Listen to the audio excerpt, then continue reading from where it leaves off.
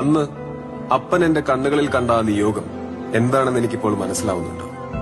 ഈ നാടിനു വേണ്ടി തിരഞ്ഞെടുക്കപ്പെട്ടവനാണ് ഞാൻ. ഇവിടെ കാവലായി നിൽക്കേണ്ടവൻ. ഞാൻ കൂടെയുള്ളപ്പോൾ അവരുടെ മുഖത്തെ പ്രതീക്ഷ എനിക്ക് കാണാം.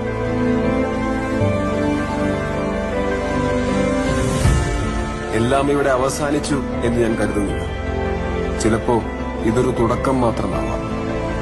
നശിപ്പിക്കാനും കൊന്നു തിന്നാനും ഇനിയും പല ശക്തികൾ വന്നേക്കാം. ആരൊക്കെ വന്നാലും നേരിടാൻ തയ്യാറായി ഞാൻ ഇവിടെ തന്നെ ഉണ്ടാവും. എന്റെ നാടിന്റെ രക്ഷകനായി,